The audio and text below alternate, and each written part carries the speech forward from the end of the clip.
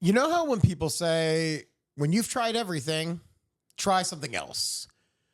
Well, that's how I ended up in the jungle of Peru with just me, a psychologist, and a shaman drinking one of the most powerful psychedelics in the world, ayahuasca. Meanwhile, I'm at home reorganizing my supplement fertility spreadsheet. I am having visions about my career, my life, our future child, also dealing with spiders that are the size of our pug. And I'm yelping new fertility clinics. Well, we all heal differently. Hi, I'm Lauren Tassi. And I'm Alex Hooper. And this is Hopefully Kidding, where sometimes the path to parenthood takes a detour through the jungles of Peru. When we last left off, we had 5 embryos, all of which turned out to be genetically abnormal, which means none of them were viable for a pregnancy. Our first IVF cycle failed spectacularly. I will say, I even sometimes when I say we've been through an IVF cycle, almost feel like it's not true because we haven't been through the whole cycle because we didn't get to the last part of the transfer. Yeah, the transfer stage. That's like the most important thing. We failed so bad at IVF that we failed to even complete the cycle. Yikes. Yeah, we didn't even get kicked out. We didn't even get to fail. Like we were incomplete. That's what we were. The teacher gave us an incomplete. Yeah. Yikes. God, we suck. So we had to obviously take an emotional break. For me, this was the first time in like 2 years where I'm not doing all the things to try and get pregnant or try and be successful at IVF. We celebrated my 39th birthday the day after we got this terrible news. Alex ran off to a trip to Alaska. I don't like ran off. I know, but you can't, I had that planned for 8 months. I mean, yes, I went to Alaska. I wouldn't say I ran off. It's not like I was trying to escape deliberately. Okay. And we just kind of had to process it separately.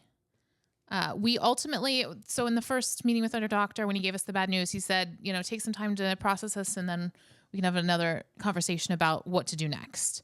So maybe a month later, so we set up that phone call, talked to him. He suggested some, additional treatments to do before another round of IVF. He said, there's no reason this wouldn't work a second time. It's when you guys are ready. I was not ready, not emotionally, not financially, none of it. I was interested in, some of the treatments he suggested. He was like, great, I'll have my office call you. We'll set stuff up. They never called. There was no follow-up after that, even though clearly he said there would be. So that kind of made it a little easier to just let things lie for a bit. Yeah. I mean, we kind of put the ball in their court and they dropped it. And we weren't ready to put more energy in at that point. I mean, we were tired. We were frustrated. We had been through at this point 2 IUIs, the miscarriage, obviously. I mean, just pounding, so we weren't ready either. So we just decided, let's just lay off for a little while, get our ducks in a row. Yeah. Now, I realized we just said we laid off for a little while, but I did start doing some new things. You? Come on. I know. Who didn't see this coming? I did give it like a month or so and really just didn't focus on it. I continued to take supplements, continued to do, the things I'd already been doing. But there were a couple new avenues I explored, working with some new providers, one of which is I went back to acupuncture. I found someone kind of close to us. I went to a session or 2 with her. She didn't seem super knowledgeable about fertility. I had worked with that really great acupuncturist the year before. Vaginal steams. Yeah, who was really rooted in traditional Chinese medicine practices. So I kind of knew that this one didn't really know that much about fertility. So I then went and found another acupuncturist a little further away in Koreatown and saw her for every week. She took my insurance and she was open on Saturday and was very knowledgeable about fertility and acupuncture. She didn't do any of the herbs and the Chinese medicine stuff as much, but just very, very knowledgeable about fertility and IVF and all that. I mean, when you're in the TTC world, you got to add TCM. Yeah, that's a good hashtag. Yeah, thank you very much. I was proud of it. I also got like a targeted Instagram ad for free dietitian services. There's these companies, I get a bunch of them now. There's different companies that basically you can work with if you have certain insurance coverage or whatever, you can work with a dietitian remotely, virtual appointments for zero cost. Insurance covers all of it. I paid nothing out of pocket. So I started working with a nutritionist through the platform with Berry Street. Did he tell you to just eat meat? Remember the carnivore? Didn't we talk about the carnivore diet? We definitely did. And this is a completely different approach, of course. Oh, okay. That's how it works. You yo-yo back and forth between. Right. Okay.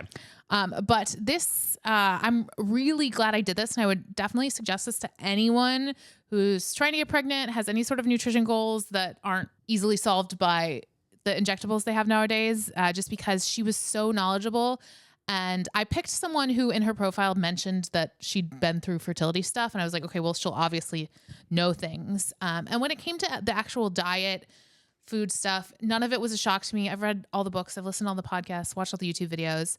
I know, Mediterranean diet, lean protein, full fat dairy. Like I knew all the basics of it. Where she became really helpful was with supplements. I'd meet with her maybe once a month, and like she really got me on a protocol that was specific to me. It was great to have someone who I could literally talk to about this stuff. Like, oh, you want to talk about ubiquinol? Yeah, let's talk about ubiquinol. Here's a great prenatal. Yeah, I really love this prenatal. Like, it was just really great to just have someone sort of in my corner who was so knowledgeable about that, and it wasn't just me sort of putting it all together myself from what I learned. It was like an actual professional helping me understand that. Maybe I wanted to talk about ubiquinol. You know what? She really wanted to talk to you too. Like she would ask me about your diet. She would ask me about your labs and all of that. Like she was kind of helping me guide you without you even knowing it. Oh, okay. Well, yeah. My diet was pretty good at this point because I had kind of changed a lot. Right, during our IVF cycle, I started to really clean up my diet, and so okay. Yeah. We'll get to your big changes in a moment. Mm-hmm. There was another thing I did after the failed IVF is I actually saw a spirit baby medium. You got to talk about this. Yeah. So that's like a psychic medium who specializes in spirit babies. If this interests you, if like the spirituality side of it outside of religion and spirit babies is interesting to you, there's a great book called Spirit Babies. You can Google it. If I remember, I'll put a link. Just sort of all about the otherworldliness of it. We won't deep dive here, but I read this book years ago. I made you read it. I've read it a couple times. I just find it very interesting to think about how it all works. And my yoga studio, one of the yoga studios I go to, sent me an email at some point. It was like Spirit Baby Workshop. And I was like, are you kidding me? It was like $30. I was like, $30? I would pay like hundreds of dollars for this. It's like exactly this was for me. So I went a sign. Yeah. So I went to the workshop. It was really nice. There was a lot of pregnant women there. Not a lot. There were like 5 people there, but like half of them were pregnant. And then like one person, half, 2.5 were pregnant. 2.5 were pregnant. One person like hadn't even started yet. And then there was like me and one other person who was like going through fertility treatments. So there's sort of like a division of like, oh, we are coming at this from different angles, but that's okay. Sometimes it's good to not just be in the like, oh, fertility world. So that was a really great experience. And then I did a reading with her as well, like a one-on-one reading. And it was great. It was just really another approach to it beyond the diet and the exercise and the supplements. It was just sort of a different angle to take. She's great. If you wanted to look her up, her name's Justine. She's on Instagram at the Fertility Oracle. Highly recommend her. Can I say something about the Spirit Baby book? Yes. You had me read this book and I read it. I couldn't really buy into a lot of it. I'm just going to be honest about it because it was very much like this guy just saying that he can see these floating baby auras in the air and the babies are speaking to him about why they can't come into existence in the actual world. And look, I can get down with some of that stuff, but this was a little too much for me to really wrap my head around. But being a good partner, especially through this process, I did my due process and I read the book.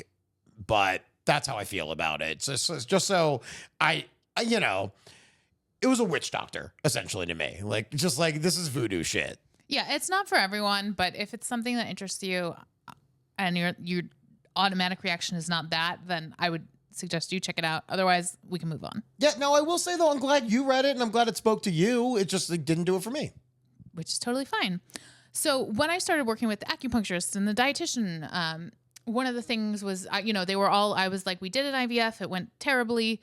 We're open to doing another one. It's not an immediate decision. Anything, including acupuncture, diet changes, whatever, I want to give them 3 months to take effect, because that's really how long it takes for eggs to come to maturity. So 3 months is really that perfect window. So I was committed to at least 3 months of acupuncture before even considering another round of IVF.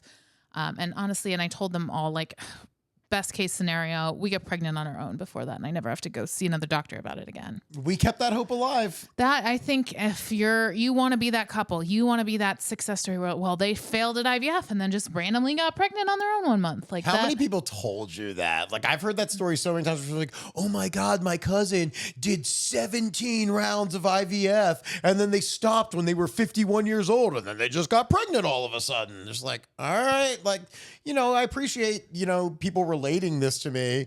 At the same time, sometimes you're just like, all right, great. I don't want to hear this anymore. Yeah, it's definitely hard to hear.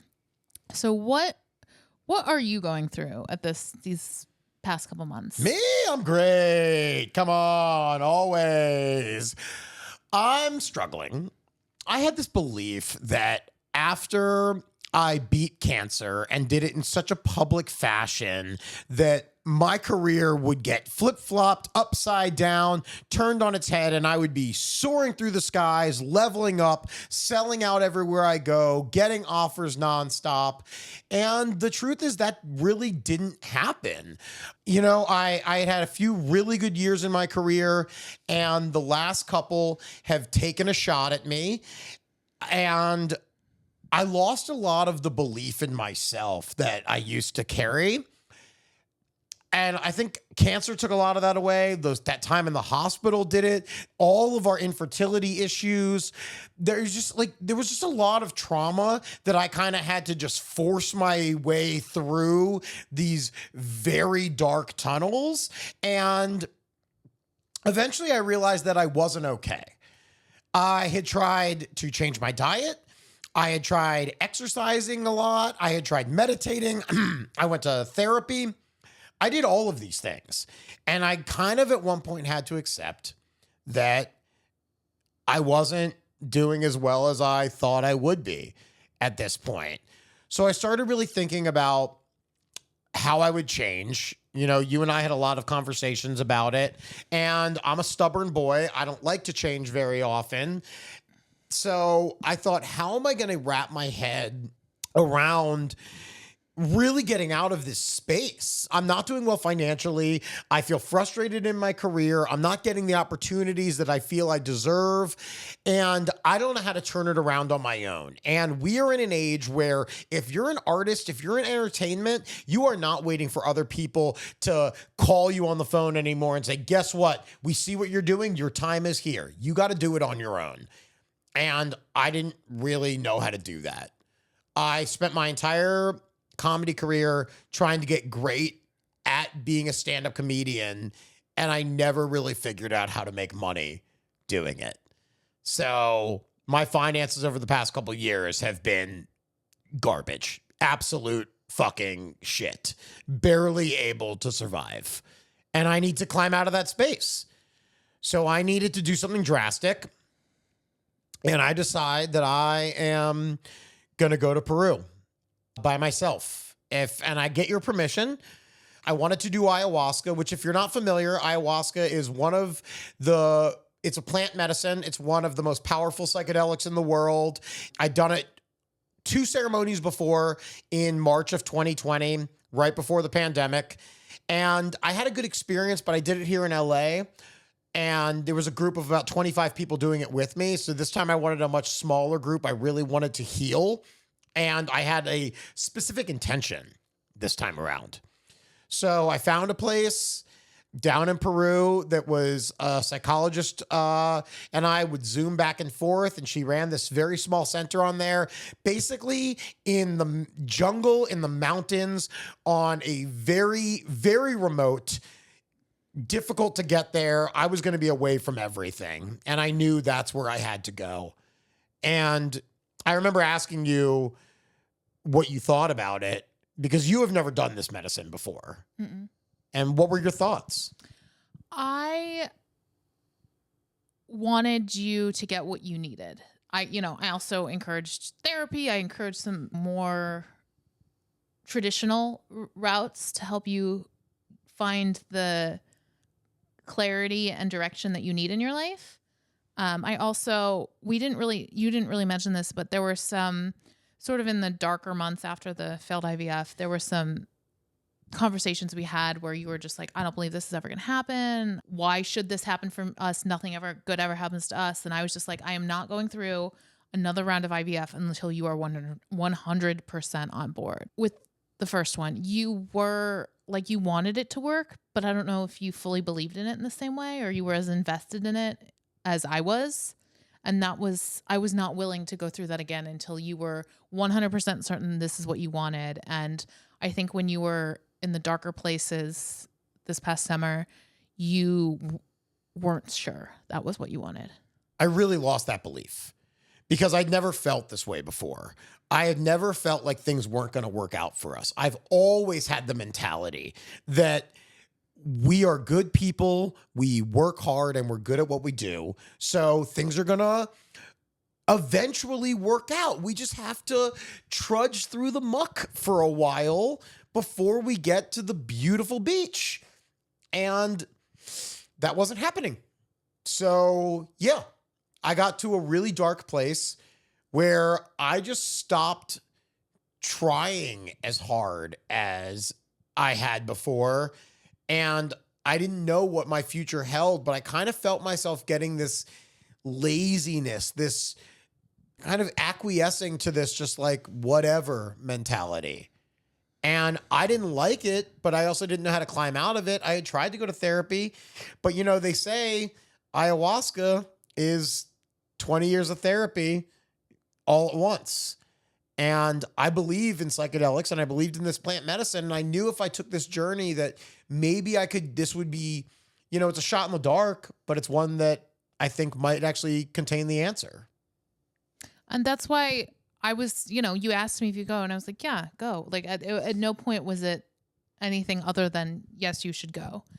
So you make these plans. I think you end up booking a trip for 2 or 3 months from the time we make the decision. Because there's a process to it. You can't just it's not like going to Vegas for the weekend. No, there's a lot of prep that goes into it. So I had about 2.5 to 3 months before I was going to go down there. Yeah.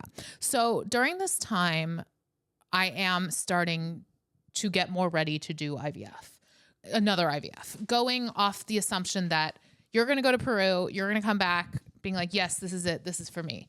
I also was completely willing to abandon it if you had gone to Peru and said, this is not for me. Like I've changed my mind. My true purpose in life is to go be a logger in Canada and live by myself and not talk to anyone. Then I would have fully accepted that and been like, okay, great, let's part ways. I do like maple syrup a lot. Yeah.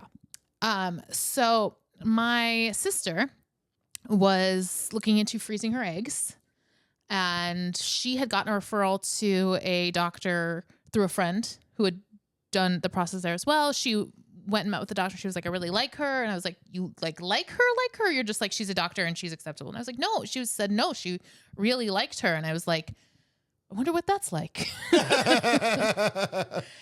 So I ultimately looked her up and she happened to be in network for health insurance. Our previous fertility doctor was not in network. So, I mean, all the fertility stuff isn't covered anyway, but just like the basic blood work and the testing before you get to the fertility stuff, we were paying extra for because he was an out of network doctor, where she's technically in network for us. So, instead of paying $200 for blood work, you're paying $12 for blood work. Yeah, essentially, like, we're still willing to buy the salad, but can you at least grind the pepper on top for free? Yeah. So I set an appointment with her and we went and met with a new doctor. She was like literally around the corner from our old doctor. We talked to her. She, gave her our file. She looked through everything, told her what happened. She really had nothing bad to say about our original doctor. She's like, I would have done exactly the same thing. I actually think that these results are pretty great. You just had bad luck. We hear this again. Yep. Bad luck. Bad luck. I don't think you need donor eggs. I don't think you need a surrogate. I think we should just give this another try. And if you want to do it with me, great. If you want to go back to him, again, don't think he did anything wrong, but if you need a fresh start, and, we'd love to help you. Yeah.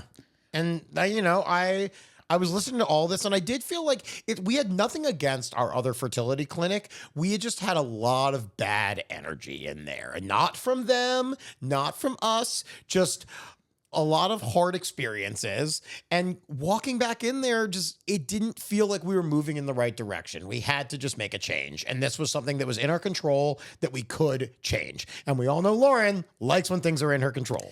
Yes. the idea of going, like, physically walking back into that old clinic, it makes my stomach drop thinking about it even now, because it was just bad news after bad news after bad news. And who's to say what's going to happen with this new fertility clinic? But yeah, at least it's a fresh start. We might want to light it on fire eventually. It's also, I will say, our doctor is younger and she's female, which is a lot easier for me to bond with her. I never got that boys club vibe that I got with you and the other guy, where I felt like I was just there and he's like looking under the hood and like talking to you about tennis, That is exactly what was happening. So that we ultimately made the decision to move forward with the new clinic. This was early September. We met with them and I said, let's do all the testing. Let's get that out of the way. We're not ready to start IVF yet because I want him to go to Peru. We didn't say this, but I want him to go to Peru and say, yes, this is what I want for my life. But we did. We got started with, all the testing that we'd done before, but I was happy to do it again because it'd been a year and a half at this point since I'd had that sort of baseline testing done. And I wanted to know, I'd been doing all these treatments and these supplements. Let's see how things are shaping up after a year of that. Yeah, and we wanted to get my sperm analyzed again as well, just to make sure that, let's see how it's actually doing. Let's do the really in-depth testing, because we didn't do that afterwards because we were going to use the frozen sperm anyway. So now let's get my fresh sperm tested, put it back in the lab, and see how it's doing. Funny enough, I had to go to their other clinic, which is in the Valley, to go do my sperm analysis. And it ended up that their clinic was right next door to the very first place I ever worked when I moved to Los Angeles. I had lived here like 1 month. I had trouble finding a job. I ended up getting employment in a call center that was called Dynatech Solutions. And they were a company that would scam other larger companies into buying a box of packaging tape. I don't want to go through the whole rigmarole of what it was and how the scam worked. But it was the only employment I could find. I knew they were a shitty business, but they weren't an illegal business. So I did it. And walking past that place on my way to this fertility clinic, it felt like I've come a long way in LA. There was this moment of, oh yeah, my career has gone fairly well, better than I thought it would in many ways. I've gotten married to this lovely woman. We're trying to have a baby, start a family. So I'm ready to do this. Yeah, I do want to say that the testing we had done, you had a typical semen analysis done, which you've had a number of those at this point. We also did a DNA fragmentation test, which is basically a deeper dive into seeing. It's not just how does the sperm move or does it look okay, literally looking at the DNA level to make sure that there's nothing wrong. And that all came back perfectly normal, which helped us. We were considering, do we use this frozen sperm since before chemo, this sperm that smoked weed every day and, ate ice cream and bag salads with, hydrogenated oil in them. You and the bag salads. Yeah. Or do we use this fresh sperm that's been eating very clean and is not smoking weed and, taking care of itself and now taking all these supplements? Yeah. I mean, I agreed with you on that. I mean, I'm glad we did this testing and I'm glad we found out, that my sperm again is unbelievable. But now even the female doctor didn't say that. I would like to point that out. No, that's not her terminology. Before I went to Peru, I had to do all this prep. There's an insanely specific diet that you have to eat in the month and especially 2 weeks and the week leading up to you going down there to do these ceremonies. And it's essentially, very low salt, no processed foods, no sugar, no fermented foods, no overly ripe fruit. Like there's so many things to it, but basically it's just extremely clean, no dairy, no gluten. And I was willing to do all of it. I was meditating for like 25 minutes a day. I was taking this extremely seriously because one thing that Lauren kind of touched on, and I'm just going to be honest about it here, we weren't sure if our relationship was going to survive if I didn't get my shit together. And that is the full-on truth. We were struggling just because we felt ourselves going in different directions. I was kind of just coasting and just going like, yeah, whatever happens, happens. I don't really want to keep going, keep trying this hard anymore for no results. And you, meanwhile, you have this great career and you are imagining this very vibrant future. And I'm just kind of going like, whatever. We weren't communicating as well as we usually do. We were in very different places. Peru was go get your shit figured out, however you need to do that. And it was one of the most magical experiences of my life. Going down there by myself, I did 4 ceremonies, each one with an increasing dose of the medicine, and I was the only person there. They told me it was going to be a very small group. It ended up that the other person that was supposed to be there with me, some stranger, I didn't know him anyway, he got sick, so it was just me, and essentially, I was living on a farm with this family. The psychologist was the only one who spoke English. She was a beautiful woman. She was my age. And when I say beautiful, I'm talking about just like her worldliness, just her emotions, her way that she could speak to me and relate to me, the way that she trusted me and I trusted her. It was a very intimate experience. And I really went down there to do work on myself. And I did. I had some insane experiences doing the medicine, especially on night 4. A lot of people puke on ayahuasca. There's a purge that happens with it. And most of people puke. Some people shit themselves. That's very rare. A lot of people shake. A lot of people cry. I'm a crier. That's what I am. I never puked or anything. But on the last night, I did a very large dose of this medicine and I got very sick, but I couldn't identify what was wrong with me. And eventually the shaman, this 21-year-old kid who I had gotten, very close to over this past few days because I just trusted him. He saw me in ways that were unbelievable, just things I hadn't told him. He just knew them. And he literally sucked the sickness out of my head. He put my head in his hands and he went and then just puked into a bucket. And he did that 5 times and filled this bucket up with my sickness. It was an unbelievable experience. So meanwhile, while I'm like, I don't really believe in this spirit baby thing, here I have this 21-year-old kid sucking poison out of my head metaphorically, but then literally vomiting into a bucket. Absolutely unreal. And I've never felt more free. I've never trusted myself more. I've never loved myself unconditionally like that. Because what I found out is I've been saying that I love myself for years. Not fully. Those were all conditional things. I've been preaching other people to stay positive and to love themselves. I wrote a whole book about it, but I myself was not practicing what I was preaching. So this changed everything. And I knew when I was down in those jungles of Peru and I was in that little hut going through it, I knew that I was becoming a different person. And I was ready to come back, not only be a father and to really do things in my career and really take the ball in my own hands and really go for it, but I was ready to love you in an entire way that I never had before. And I was ready to be there for you and to support you in whatever you needed. And I genuinely felt that. And I remember standing in Machu Picchu so triumphantly, just looking down at this vast landscape, these amazing mountains, this beautiful ruin of this ancient civilization, just thinking, I'm going to be better. I am better. I'm different now. And I really thank you for letting me go down there and do that. And I could talk about it endlessly, but that's not the full focus of this podcast. But if you ever are thinking about doing ayahuasca, I recommend it. So you come home and when the question is, do you still want to have a child? Do you want to do IVF? What's the answer? Fuck yeah, I do. Fuck yeah, I do. Because I am very much ready to step into this. Even in fact, right now, I'm remembering the moment in that Mallorca, which is the little hut that you do it in, the sacred hut. And I'm remembering how that medicine was flying through me.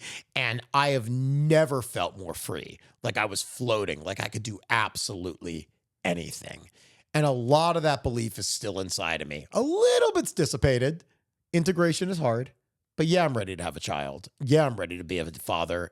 And I'm ready to be a parent with you. Awesome. That was one of the things I was hoping you would get from your experience there. And luckily we had set ourselves up to do another round of IVF shortly thereafter. Yeah. Your mom and stepdad had graciously offered to help us pay for it. They've been trying to help us pay for it for a while. My mom gave us money for the first one. So we said, you know what? Yes, we will take that money. Thank you. Yeah. Yeah. You know what? They've done very well in the past couple of years, and we've never taken money from them for anything. And my mom, she has one grandchild right now. My sister has a baby, or she's not a baby anymore. She's 6, but my mom wants nothing more than for us to have our own child and for her to be a grandmother for a second time. Yeah. So she was more than willing to give us this money. Yeah. So once we got the finances figured out, and again, we are so grateful. And I know not everyone is in a position where they have family or people that can help with, and maybe one IVF is all they get, luckily. If they get that one. We got that figured out. And so you're coming home. We're getting sort of the results of all the testing back, and we're ready to go. I'm, starting to look at when I'm going to get my period and starting to actually plan out, okay, maybe we're going to be doing this end of October, November. And we get some genetic test results back that are not great. Can you believe it? Guess what? Things are not going according to plan. So what? You don't have to get into the exact specifics, but it was basically there was some gene that you were carrying that could lead to some sort of problems with a baby, right? It was basically less of a problem for our children and more of a potential problem for our grandchildren. Something that yes, I'm a carrier, but it's not active. The clinic didn't understand it exactly. And so they insisted we see a genetic counselor before we move forward. But once I talked to someone about it, it was very quickly yeah, this isn't a right now problem. This is a let your children know about this when they choose to, if they choose to have children. And God, who knows what it's going to look like then. This is so insane, though, because we're just trying to have our own baby. And they're like, yeah, but your grandchildren might be extra fucked. It's like, can we take it one step at a time, please? Right. We don't even have an embryo yet. We're not really worried about grandkids at this point. Yeah, please. Yeah. So that finally was cleared up. And the clinic was like, all right, let's get ready. So if you've been through this, it all starts with getting your period, calling the clinic, and going in to get a scan, a vaginal ultrasound to check your follicles and blood work. So I go in, we do this, and they start looking at the calendar. And our clinic, their laboratory closes for a week over Christmas. How dare they? I mean, it's fair. And it's not just like, oh, you have to get the eggs out and then you're good because of, we talked about in the last episode, the 5 days that the embryos grow. You need somebody there to monitor them. It's not just to put them away for 5 days and check Because back. If they're left to their own devices, they're going to throw a party in that lab. And when their parents come home, they are going to be furious. So at this point, we're financially ready, emotionally ready, actually really ready to start this cycle. And it's not going to happen. Nope. Not right now. Not this time. Nope, because of a holiday Christmas schedule. Yeah, put that turkey back in the oven because Thanksgiving dinner is delayed. Yeah, so that basically brings us up to where we are today. We are getting ready, about to start meds for our first cycle any day now, I believe. Who knows? Right. I'm moving to Peru. I'm going to live on a farm down there and just eat a bunch of grenadilla, which is a beautiful fruit that I had down there. Okay. Very random.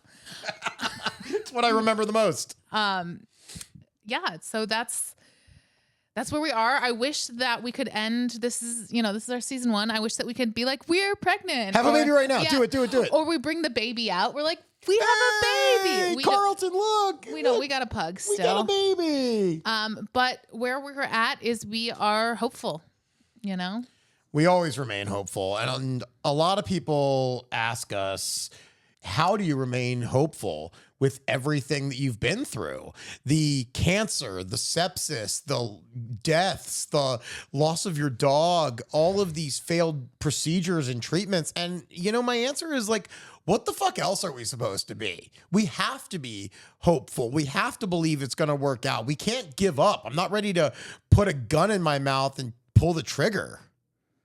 Yeah, I mean, some people do give up, even if it's not that drastic, but it's easy to just go, you know what?